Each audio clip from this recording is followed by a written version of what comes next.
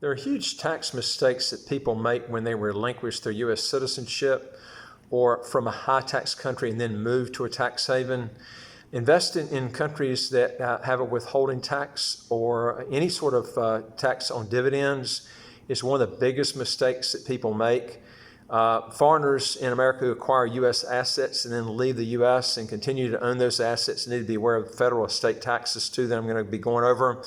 All right, let's look at the dividend withholding tax. You know, this is one of the most common misconceptions I see of so many people that leave the U.S. And then they relinquish their U.S. citizenship. Or you have people from high tax countries that from Austria, Australia, Canada, and they leave that country. They detax themselves from that country, and then they don't know what to do. They end up buying equities in different countries, and then they've got a withholding tax. And I've gone through this in other videos before that a lot of people think that Switzerland is a tax haven. It's one of the furthest from a tax haven. It might be a little bit, the tax is a little bit lower inside the country than most high tax countries.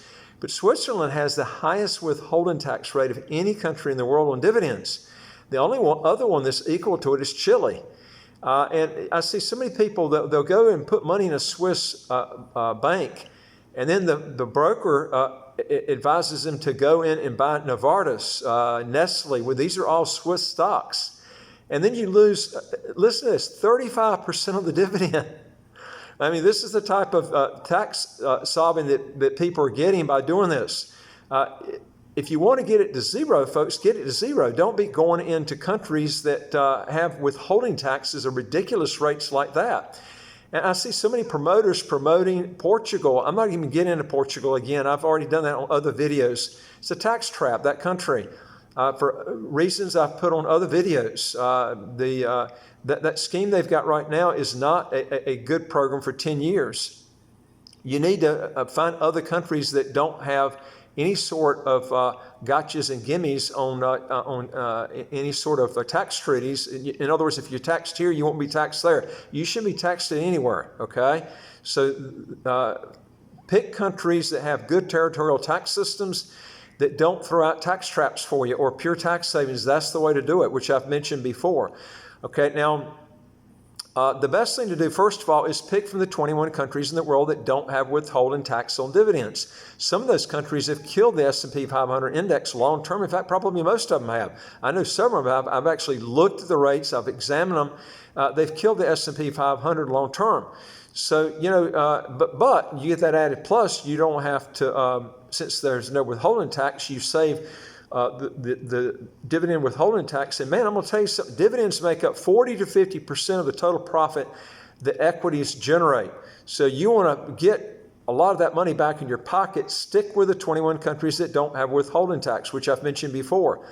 All right, now, also, let me talk to you about the estate tax. Everybody thinks that when you leave the U.S., you relinquish, you don't have any more estate taxes. That's bull. You could actually be hit worse being a non-resident alien than you get a U.S. citizen. Let me go over some things and show you what I'm talking about on this. First of all, when you leave the U.S., you should be getting all of your assets outside the U.S. to make it simple, okay? All right, now, I'm going to go a lot more in depth on this in the video, which I'm going to be talking about today on how many mistakes that people make, when they leave their high tax country. Also, if you're making at least $150,000 US a year or you got a net worth of at least 1 million US and you want to legally learn how to get your taxes to zero or get close to zero and get the passport, literally as quick as 45 days, do 3 things. Hit the subscribe button on the right of your screen right here and you get new videos automatically. And don't forget to hit that notification bell next to that subscribe button. And number 2 is I would like to hear from you. If you got a question or comment, put it below. And number 3 is go to our website, www.citizenshipquickly.com, and ask for some help. All right, now there is a flip side to the advantageous tax policy regarding U.S. assets held by foreigners. The U.S. imposes a 40% estate tax rate on U.S. assets above a $60,000, listen to this, $60,000 exemption threshold on assets of the decedent, a non-resident alien. Now, foreign estates become subject to the U.S. estate taxation with respect to their U.S. situated assets. U.S. situated assets include American real estate, tangible personal property and securities of U.S. companies. This is a key thing I'm getting ready to tell you. U.S. companies. There are ways that you can get around this, which I'm going to show you here in a minute. Non-resident stockholders in American companies are also subject to the estate taxes. Now, certain assets that are exempt from U.S. estate tax include securities that generate portfolio interest, bank accounts not used in connection with a trade or business in the U.S., and insurance proceeds. Now, the estate of a non-resident alien may deduct from the gross estate the value of property passing to the decedent's surviving spouse if the spouse is a U.S. citizen or resident alien, regardless of whether the spouse lives in the U.S. or abroad. However, if the spouse is a non-resident alien, the unlimited marital deduction or exemption does not apply. All right, now, if you're going to be buying equities in the USA, this is the key right here. If you want to get around the estate tax, buy equities in the U.S.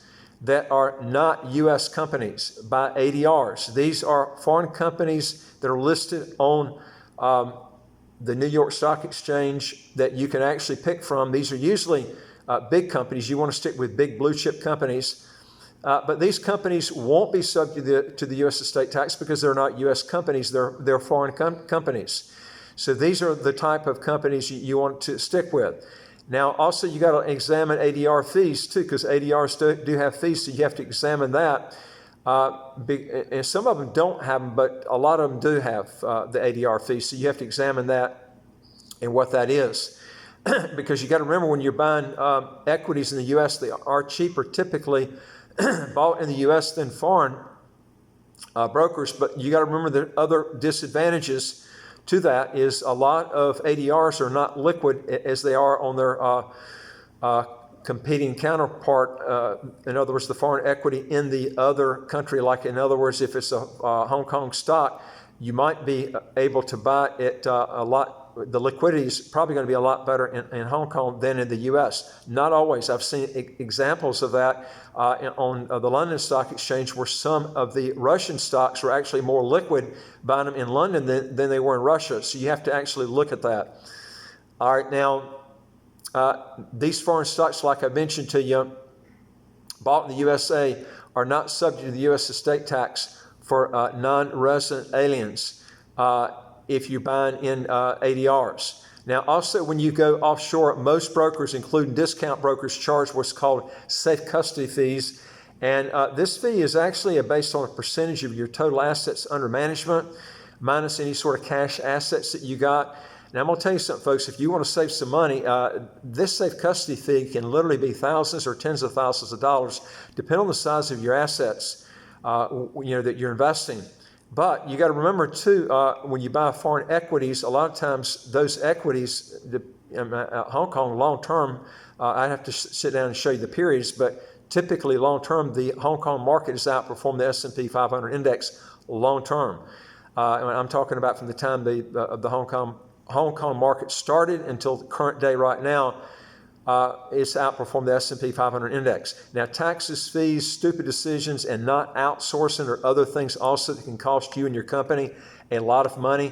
And I've seen this with a lot of people. What they'll do is they forget about outsourcing. Man, I tell you, some outsourcing can really save you a lot of money over a period of years. And I see a lot of people that don't take advantage of doing outsourcing. But it's amazing to me that people don't look at this. But if you cut back on taxes, you cut back on outsourcing costs, man, you can get your overall taxes and your labor costs down 95, almost close to 100%. If you look at what you're talking about. I think I put the other day, the figure was wrong. I think I said $500 for my website. I spent $400 US. That was a mistake. I spent $400 on that website that I got from my company, and that was outsourcing. You go and look at the size of that website, man, for $400. That was a good deal. So, these are the types of things you can look at on outsourcing. It can save you a fortune over a period of years. Anyway, if you're wanting to legally get your income taxes to zero, how to get a second passport, as quick as 45 days. Do three things. Hit the subscribe button on the right of your screen right here, and you get new videos automatically as they come out. I would like to hear from you. If you got a question or comment, put it below. And number three is go to our website, www.citizenshipquickly.com.